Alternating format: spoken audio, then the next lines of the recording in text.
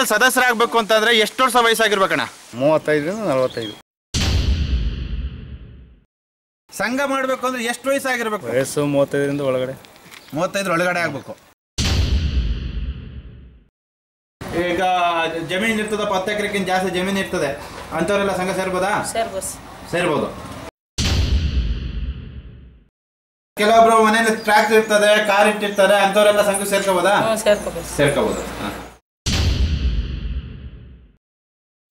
ಸ್ವಸಹಾಯ ಸಂಘಗಳ ಬಗ್ಗೆ ಈ ರೀತಿ ಅಸ್ಪಷ್ಟ ಮಾಹಿತಿ ತಿಳಿದುಕೊಂಡಿದ್ದರೆ ಅದರ ಮೂಲ ಉದ್ದೇಶವೇ ಈಡೇರದು. ಸಂಘ ಸ್ಥಾಪನೆಯ ಮಾನದಂಡಗಳು, ಗುರಿ, ಉದ್ದೇಶಗಳ ಬಗ್ಗೆ ಎಲ್ಲ ಸದಸ್ಯರಿಗೂ ಸಂಪೂರ್ಣ ತಿಳುವಳಿಕೆ ಅತ್ಯವಶ್ಯ.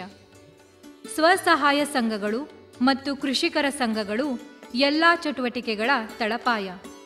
ಸದೃಢ ಸಂಘಗಳಿಂದ ಸುಸ್ಥಿರ ಗ್ರಾಮಗಳ ನಿರ್ಮಾಣ ಸಾಧ್ಯ. ಎಲ್ಲ ಸದಸ್ಯರು ತಮ್ಮ ಹಾಗೂ ತಮ್ಮ ಸಂಘಗಳ ಅಭ್ಯುದಯದ ದೃಷ್ಟಿಯಿಂದ ಸ್ವಸಹಾಯ ಸಂಘ ಮತ್ತು ಕೃಷಿಕ ಸಂಘಗಳ ಉದ್ದೇಶ, ವ್ಯಾಪ್ತಿ, ಜವಾಬ್ದಾರಿಗಳು ಹಾಗೂ ಒಟ್ಟಾರೆ ಪರಿಕಲ್ಪನೆಯನ್ನು ತಿಳಿದುಕೊಳ್ಳುವುದು ಬಹುಮುಖ್ಯ. ಇಲ್ಲವಾದರೆ ಸಂಘವು ನಿರೀಕ್ಷಿತ ಮಟ್ಟದಲ್ಲಿ ಬೆಳೆಯಲು ಅಸಾಧ್ಯ. ಸ್ವಸಹಾಯ ಸಂಘ ಮತ್ತು ಕೃಷಿಕ ಸಂಘದ ಪರಿಕಲ್ಪನೆ. 18 ವರ್ಷಕ್ಕಿಂತ ಕಡಿಮೆ ವಯಸ್ಸಿನವರು ಹಾಗೂ 60ಕ್ಕಿಂತ ಹೆಚ್ಚು ವಯಸ್ಸಾಗಿರುವವರು ಸಂಘದ ಸದಸ್ಯರಾಗುವಂತಿಲ್ಲ.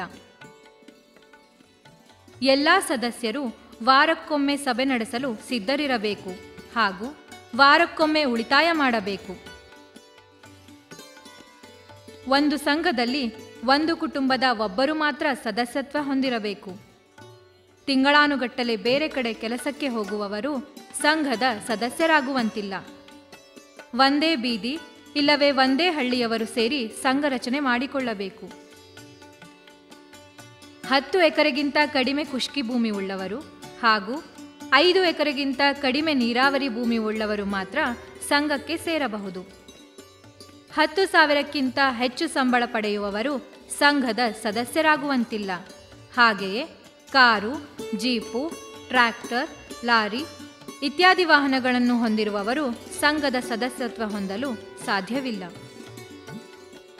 ಚೆನ್ನಾಗಿ ನೆನಪಿಟ್ಟುಕೊಳ್ಳಿ, ಕಾನೂನಿನ ಪ್ರಕಾರ ಅಪರಾಧಿಗಳಾದವರು, ಮಾನಸಿಕ ಅಸ್ವಸ್ಥರು ಸಂಘದಲ್ಲಿ ಸದಸ್ಯರಾಗಿರಬಾರದು.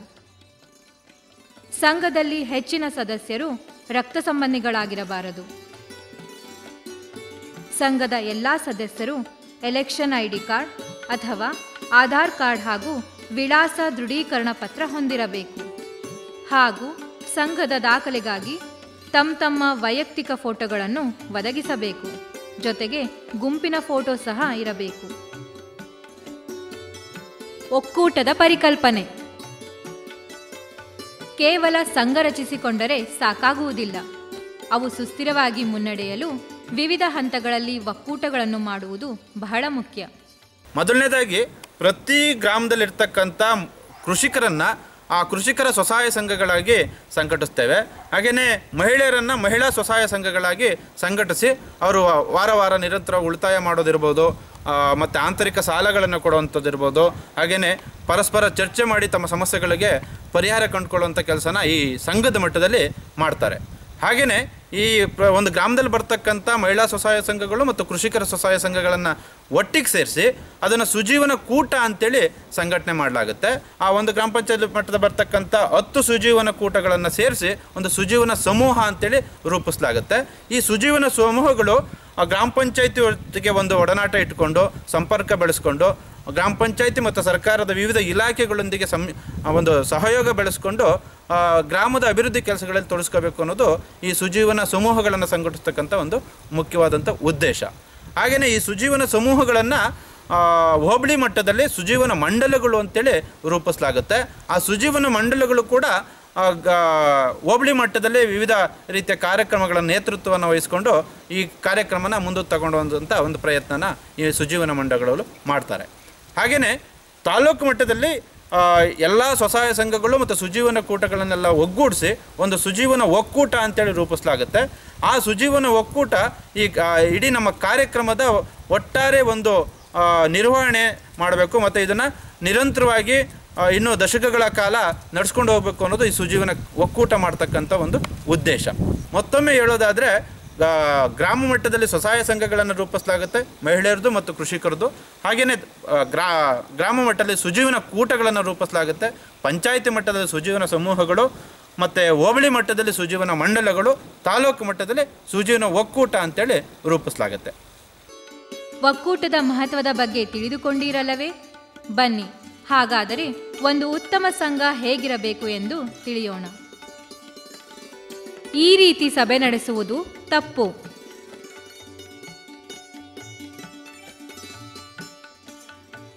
ಇದು ಸರಿಯಾದ ವಿಧಾನ.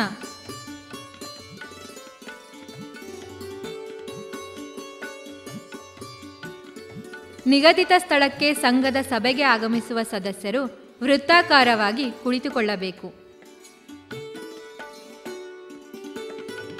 ಪ್ರಾರ್ಥನೆ ನೆರವೇರಿಸಬೇಕು.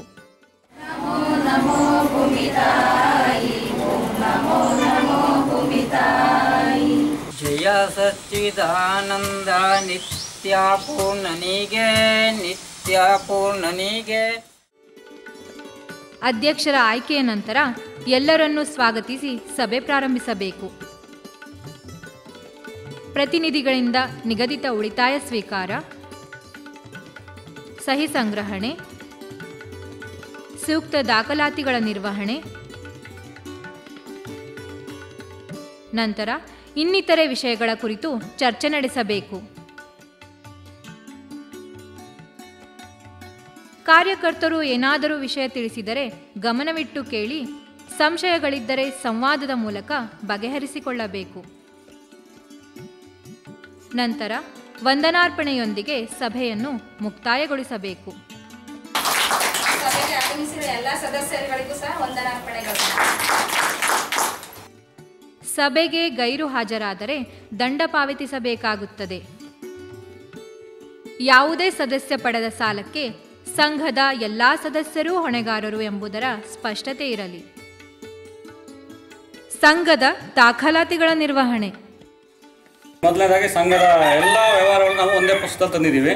ಯಾಕಂದರೆ ಮತ್ತೆ ಅನುಕೂಲ ಬೇರೆ ಬೇರೆ ಬುಕ್ ಇದ್ದರೆ ಬರೆಯೋದಕ್ಕೂ ತೊಂದರೆ ಆಗುತ್ತೆ, ಬೇರೆ ರಿಸ್ಕ್ ಆಗುತ್ತೆ ಅಂತೇಳಿ ಒಂದೇ ಬುಕ್ಕಲ್ಲಿ ಎಲ್ಲನೂ ತಂದಿದ್ದೀವಿ.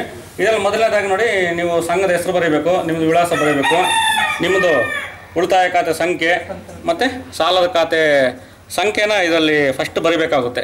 ನೀವು ಸಂಘ ರಚನೆ ಮಾಡಬೇಕಾದ್ರೆ ಸಂಘದ ನೀತಿ ನಿಯಮಗಳು ಮುಖ್ಯ ಅಲ್ವಾ, ಅದಕ್ಕೋಸ್ಕರ ಇದೆಲ್ಲ ಮಾಹಿತಿ ಇದೆ. ಈ ಸಂಘದಲ್ಲೆಲ್ಲ ಪ್ರತಿಯೊಬ್ಬರು ಓದಿ ಇದನ್ನು ಅರ್ಥ ಮಾಡಿಕೊಂಡು ಇಲ್ಲಿ ಲಾಸ್ಟಲ್ಲಿ ಸಹಿ ಮಾಡಬೇಕಾಗುತ್ತೆ.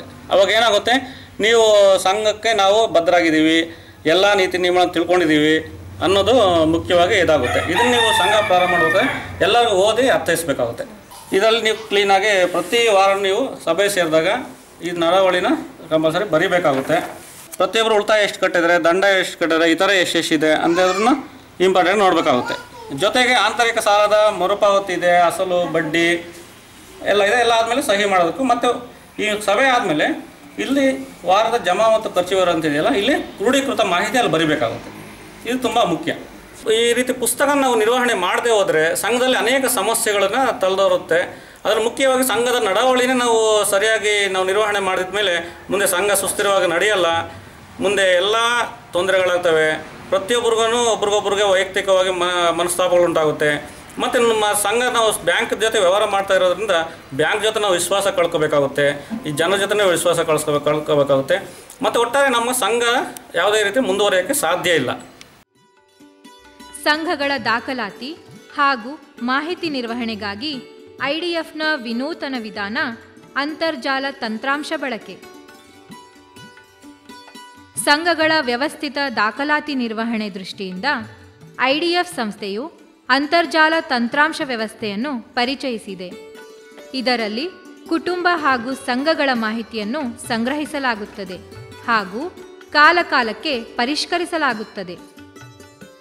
ಇದರಿಂದ ಎಲ್ಲ ಹಂತಗಳಲ್ಲೂ ಈ ಮಾಹಿತಿಯು ಏಕಕಾಲಕ್ಕೆ ಲಭ್ಯವಾಗುತ್ತದೆ. ಪ್ರತಿಯೊಬ್ಬ ಸದಸ್ಯರು ಈ ಬಗ್ಗೆ ತಿಳಿದುಕೊಂಡಿದ್ದು ನಿಯಮಿತವಾಗಿ ಮಾಹಿತಿಯನ್ನು ಅಂತರ್ಜಾಲ ತಂತ್ರಾಂಶದಲ್ಲಿ ಸೇರ್ಪಡೆಗೊಳಿಸಬೇಕು.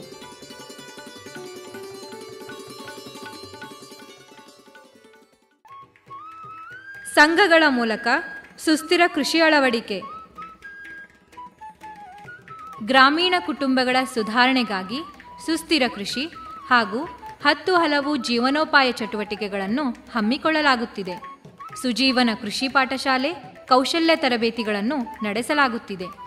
ಸಂಘದ ಪ್ರತಿಯೊಬ್ಬ ಸದಸ್ಯರು ಈ ಸಭೆಗಳಿಗೆ ಹಾಜರಾಗಬೇಕು ಹಾಗೂ ಸುಸ್ಥಿರ ಕೃಷಿ ಪದ್ಧತಿಗಳನ್ನು ಅಳವಡಿಸಿಕೊಳ್ಳಬೇಕು.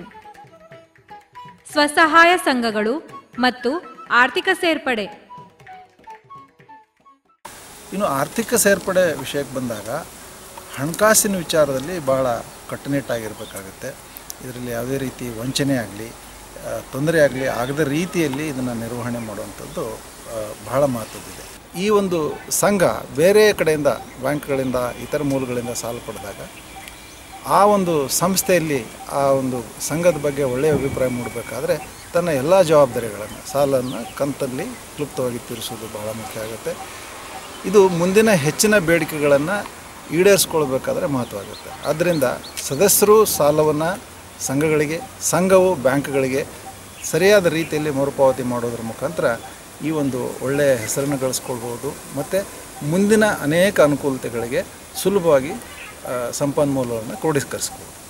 ತಾವು ಏನು ಸಾಲ ಪಡೀತಾರೆ ಅವರು ತಮ್ಮಷ್ಟಕ್ಕೆ ತಾವೇ ಅದನ್ನು ಬಳಸ್ಕೊಳ್ಬೇಕು, ಇನ್ನೊಬ್ಬರಿಗಾಗಿ ನೀಡಬಾರ್ದು. ಅದು ತಮ್ಮ ಸ್ವಸಹಾಯದ ಸಂಘದಲ್ಲಿರ್ಬೋದು ಅಥವಾ ತಮ್ಮ ಸಂಬಂಧಿಕರಿರ್ಬೋದು ಅಥವಾ ಸಿಬ್ಬಂದಿ ಇರ್ಬೋದು. ನಿಮ್ಮ ಸಾಲವನ್ನು ನೀವಲ್ಲದೆ ಬೇರೆ ಯಾರೂ ಕೂಡ ಬಳಸದ ಹಾಗೆ ಮುಂಜಾಗ್ರತೆಯನ್ನು ವಹಿಸ್ಕೋಬೇಕು.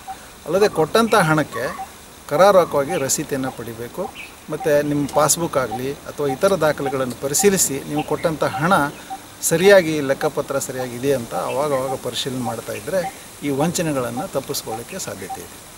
ಮತ್ತು ನಾವು ಮಾಡುವಂಥ ಅನೇಕ ಚಟುವಟಿಕೆಗಳಿಗೆ ಅನೇಕ ರೀತಿಯ ತೊಂದರೆಗಳಿಗಾಗಿ ಒಳಗಾಗ್ಬೋದು. ಉದಾಹರಣೆಗೆ ಬೆಳೆ ಹಾಳಾಗ್ಬೋದು, ಮಳೆ ಜಾಸ್ತಿಯಾಗಿ ಅಥವಾ ಮಳೆ ಕಡಿಮೆ ಆಗಿ ಬೆಳೆ ಹಾಳಾಗ್ಬೋದು.